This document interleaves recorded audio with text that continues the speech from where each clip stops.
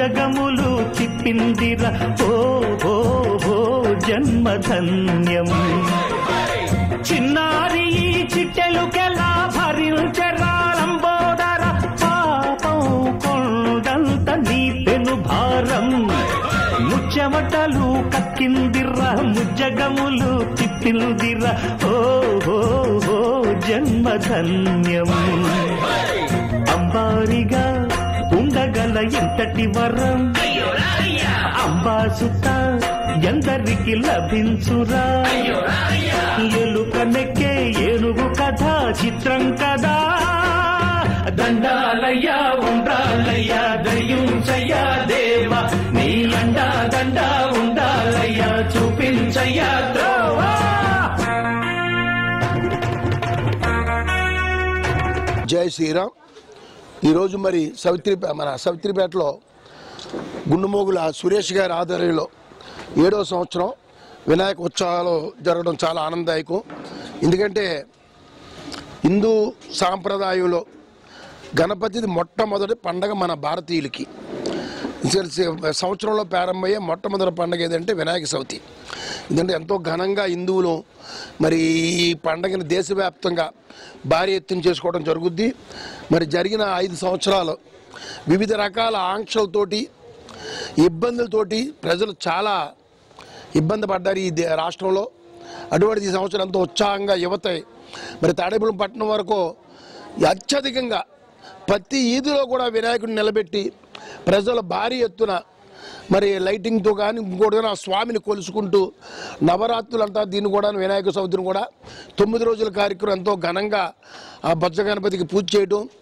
మరి ముఖ్యంగా ప్రభుత్వం ఆశించినట్టు ఈ సంవత్సరం ఎక్కువ శాతం మట్టి విగ్రహాలు తెచ్చుకుని చాలామంది మా ఇళ్లలో కూడా మట్టి విగ్రహాలతో పూజ చేయడం జరిగింది. రాబోయే త్వరలోనే ఇంకా సంవత్సరానికి మొత్తం మట్టి విగ్రహాలతోటే ఎక్కువ జరగాలని. ఎందుకంటే వాతావరణ కాలుష్యం కానీ మంచి నీళ్లు కలుషితం కానీ జరుగుతాయి కాబట్టి ప్లాస్టర్ ఆఫ్ ప్యారిస్తో కాకుండా వినాయక విగ్రహాలన్నీ కూడా మట్టి విగ్రహాలతో చేస్తే చాలా బాగుంటుంది. ఏదేమైనా మరి గుండుమూలు కానీ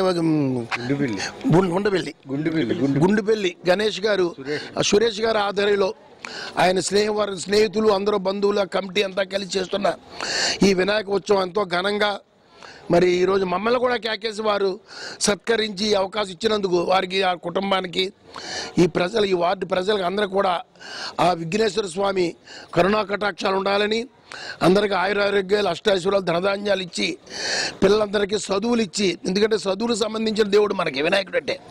అందుకంటే ఆయన ఇందాక చెప్పడం జరుగుతుంది మీరు చూసి ఎక్కడో కానీ ప్రోగ్రాంలో.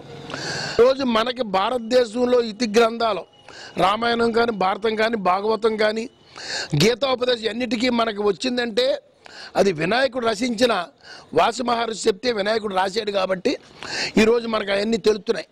అందుకని అటువంటి వ్యక్తి వాళ్ళ చదువులు ఇచ్చేటప్పుడు యువత కూడా మరి తప్పనిసరిగా ఆయన కొలుసుకోవాలి. ఏదేమైనా వినాయకుడు కరుణ అక్కడ అందరికీ ఉండాలని కోరుకుంటూ మరి సురేష్ గారికి ఆ భగవంతుడు అన్ని వేళలకు అండగా ఉండాలని, అలాగే నాతో పాటు వచ్చిన మరి పసుపులేటి రామారావు కానీ ఈ వార్డు నివాసైన మరి సోమేశ్వరరావు అలాగే రామగంజ్ సత్యనారాయణ గారు మరి అందరికి కూడా నేను ఉదయపూర్వక అభినందనలు తెలియజేస్తూ సెలవు తీసుకుంటున్నాను.